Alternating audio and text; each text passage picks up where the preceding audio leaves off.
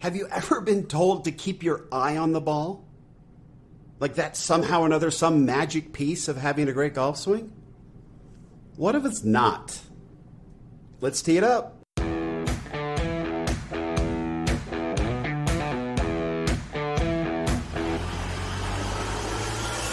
Welcome to Data Access Golf, your home for rapid golf improvement. And now, from the thin air of the Rocky Mountains, next on the number one tee, your host, Aaron Stewart. Hey everyone, Aaron Stewart, Data Access Golf, the podcast.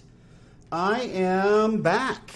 I have, I don't know, if some of you may have seen it or not, but we launched an Instagram page, we launched a Facebook page, a little bit bigger. There's more content and stuff going on there. I've actually been going live on Facebook this week, and I actually did my first live on Instagram this week, and I've got all the experts out there, the young kid expert people pushing me to do all these things for the business, and it's uncomfortable for a guy who's my age to be doing stuff like that.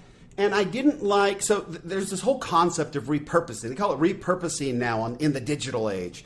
So you go out and you do something and then they repurpose it. So for example, and I know this isn't about golf, but this is what they're trying to make me do, and it wasn't very comfortable. So they would have me do a Facebook Live event, right? A Facebook Live, which is essentially you go live and basically do this podcast on camera with a bunch of graphics and music and the whole thing. And they put together a really nice little thing, and it looked great, and it seemed to be okay.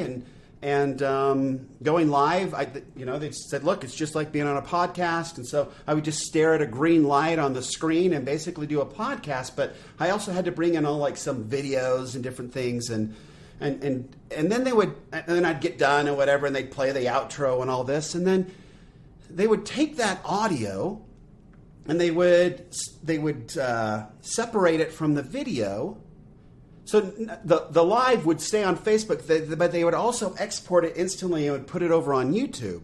So now you've got the same video in Facebook and on YouTube, and that's considered repurposing because there's different people who hang out on Facebook and then there's different people who hang out on Facebook. But you've got the exact same, it just seemed weird to me. Live is live, and YouTube, they seem to be a little more, filmed and camera, they do the whole camera and it's a little more instructional, and I don't know. It just seemed like they were two different platforms and they didn't quite jive as far as I was concerned, but maybe they do, I don't know. But what I really didn't like is when they stripped out the audio for the podcast, and those who have been listening to the podcast probably had to hear this, and I apologize. They would then go in and try to make that a podcast. Well, it's not a podcast. I mean, I'm talking about video, I'm talking about stuff that's on the screen, and as a podcast listener, that's unproductive. I mean, I'm just not smart enough to think about all the different audience at the same time. So, and frankly, podcasting is where I cut my teeth. So I told them that I'm not doing that anymore. So I'll still do the video lives and I'll do all the stuff that they want to do because it is working and they are growing the business and it's cool. But the podcasting, I still have my heart in podcasting. And I think podcasting is a great way to get your message out. And when you know that it's a podcast, I think that you explain things differently. So for all those of you who haven't quit podcasts because it's literally sucked the last 3 or 4, thank you for not leaving so quickly. And hopefully this gets us back to, I know it's not high quality, but at least it's quality that doesn't offend everybody and doesn't drive you away. So today, I threw out this sort of don't keep your eye on the ball. And this was sort of based on a conversation that I had with my son a while back. And a few weeks back. And it was interesting because I remember growing up and being his age and younger and always being told, keep your eye on the ball, keep your eye on the ball, keep your eye on the ball. And you know what? It worked. When I kept my eye on the ball and really focused on it, I would hit the ball pretty well. But I didn't understand why, obviously. Everybody talks about you keep your eye on the ball and that will help you so it doesn't, so you don't move your head, so you don't move around as much, so you stay focused. I mean, everybody had these ideas as to what was going on when we said, keep your eye on the ball. But I've learned now, and I think we've all learned, and this conversation that I had with my son as I was reflecting back, it kind of all came together.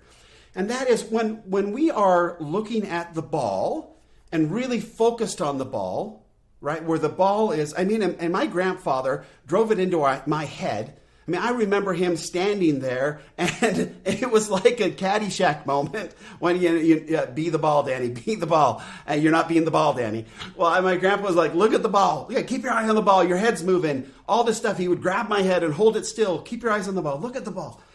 And it was almost comical. I did move my head a lot and all of that, but every time I did focus on the ball, I seemed to hit it better. But I always thought it was because I was moving or I had to keep my head still and all this kind of stuff. And we have seen super good players over the years who don't keep their head still, right? David Duval, you watch him, his head follows his club. I swear he picks it up like a foot behind the ball and it just goes it's gone. His head is gone before he hits the ball. Henrik Stenson does it. And I don't know if this is just something the Scandinavians do, right? Because Annika Sorenstam did it. Her head would leave before she hit the ball. So I was like, okay, it's not keep your eye on the ball. That's not what's going on. Okay, the physical act of keeping your head looking at the ball is not what's going on. That's not what's creating the solid contact, because you've got these really good players that don't. Now, some of the pushback I've got on this in the past is, yeah, but they're so good and their swings are so good that they can get away with that. And I would suggest to you, that's total crap. Yes, they're that good. Yes, I realize they're practiced, they're proficient, they're awesome, right? I'm not taking anything away from them. But it's not the fact that they're so good that they can move their head and let it go. It's the fact that their body is performing a very natural motion. So it's going to pick up the ball on the way because they trust that motion. So the problem then becomes, so you'll be looking at a ball, and here's the problem with looking at a ball. You'll be looking at a ball and saying to yourself, I'm looking at a ball. That's the ball, that's the ball. Well, it works sometimes because if you can get your conscious mind to buy into that and it's focused on the ball and you're looking at the ball and you're not controlling your swing some other way, you're not trying to keep your arm, you're not trying to make your arm straighter or you're not trying to set your wrist, or you're not trying to force your body to do something, you're really just concentrating on the ball, you've now gotten your conscious mind out of the way and your body's just performing naturally. That's why it works. That's why looking at the ball works sometimes. But there are some times when you've got people with their heads still and they're looking at the ball and all they're thinking about are a bunch of swing tips and things that they need to do within their swing in order to hit the ball well. And then looking at the ball doesn't do a darn thing for you. Because you're all up trying to control yourself and you're putting a conscious golf swing on it. And that doesn't get the job done, not naturally and not consistently. So the whole idea of looking at the ball, it really depends on how you look at the ball, if it's going to work for you or not. But it doesn't necessarily have to be the ball. You just have to make sure that your conscious mind is out of it. Now, I have a good friend, Faye, and I've talked about him a lot. And I was out playing with him. This was before I really got into working with Fred Shoemaker. So we're talking over a decade ago. And Faye's the one who introduced me to Fred Shoemaker. And so we were out playing golf, and I was awful. I mean, I was terrible. We were playing up in a tournament. He and I had just barely gotten acquainted, and I told him that I liked to play golf. I wasn't playing a lot at that time, but he was like, you should come play in this tournament with me. I'm like, okay. It was a scramble, so you don't feel a lot of pressure. But I knew I was awful, and I wasn't playing. And so, yeah, this is probably 12, 13 years ago. So I was probably, 30 handicap. It was brutal. It was really bad. I went up there. I literally could not make contact with the ball. I was topping them. They were going everywhere. It was humiliating. It was embarrassing. It got to the point where, where your mind just kind of shuts down, where like you were terrified to take the club back because you were just that bad and it was that embarrassing. And you just felt sick inside and hate golf. I'm never going to play it again. All of that stuff. Well, Thane kindly, he is the nicest guy on earth. He pulls me to the side and goes, and he realizes what's going on, and he doesn't have time to explain to me that I'm I'm trying to force myself, and I'm trying to force myself. I'm thinking, do I need to straighten my arm? Do I need to do this? Do I need to shift my weight more? I'm thinking of all the things that I need to try to make myself do so I'm not embarrassed anymore, and I hit something and I contribute somewhat to the team. And he comes to me and pulls me aside and he goes, look, dude, you're thinking too much. I'm like, people who know me know that that's pretty much impossible, but he didn't know me that well. But he said, you're thinking too much. All I want you to do from now on is look at the golf ball and try to figure out where the shine is from the sun. And if there's no sun, try to figure out what part of the globe, the number is on. So is it in Hawaii? Is it Japan? Is the number over here? So just something other than, than your golf swing. So he goes, just focus on the ball somewhere and make it interesting. He was just trying to get me out of my head, get me out of playing conscious golf and start to play subconsciously. I played golf before. I had been okay in high school, but I was not any good now. And so I did that. I started looking. For me, it was a lot easier. Again, I'm not that bright. So trying to remember where all the countries were on the golf ball, that was just too much effort, right? And my brain doesn't like to work. It likes to take the day off as much as it possibly can. So that didn't work. But definitely trying to find where the shine was on the ball, like where the sun was shining off the golf ball, that was pretty interesting. That was pretty fascinating to me, and it worked. I had a really good shot the next shot. I'm like, okay, that's cool. And so I played the rest of the round trying to find the shine on the ball. And that was it. No swing shot, no swing thoughts, nothing. Once it worked for me, again, my brain doesn't like to work too hard. So my brain was like, okay, yeah, cool, let's look for the shiny thing. And I played really subconscious golf. It wasn't a lot. I mean, we probably had 5 or 6 holes left. But for the rest of that day, even while I was putting, I was looking for the shine on the ball. And that made all the difference. I literally finished out playing decent. For me, really good. And that was sort of my first experience in getting to this place where I was outside of myself. I had this, watch the ball. And I remember thinking, I got to keep my head down. Look at the ball. All these things I was trying to force myself to do. But that simple little change where I was still looking at the golf ball. But I was looking for the shine. And it was interesting enough where my conscious mind was focused on finding the shine and helping me do that and staying out of the way of my golf swing. And I played nicely for the rest of the day. It's a very similar, I know I've talked about this before, but when my son, I was trying to get this through my oldest son's head, and we were talking about it, and he was playing horribly and awfully and all that. And we get to, on the back 9, hole number 11, it's a par 5, he hits a drive. And he hits it really well. And he goes, I think I'm understanding something. I'm like, okay, just stay away from him and let him go with this. We walk down the fairway together. My other son's with us. It's the 3 of us. We're getting him ready for high school tryouts. And we're walking along, and it's a par 5. He pulls out his hybrid, and he rips a hybrid up onto the green. So now, he's got a putt for eagle now. And I'm looking at him, and he looks over at me, and he's got a little smirk on his face because he knows he's tapped into something. He goes, I think I know what you mean. I'm okay, tell me, what do you mean? He's like, all I did those 2 shots, Dad, was listen to the traffic on I-15. We had I-15 passing right by this golf course. He goes, all I did was listen to the traffic. Just tried to pick out the noises in traffic. And I hit 2 really good shots. And he was able to do that the rest of the day. So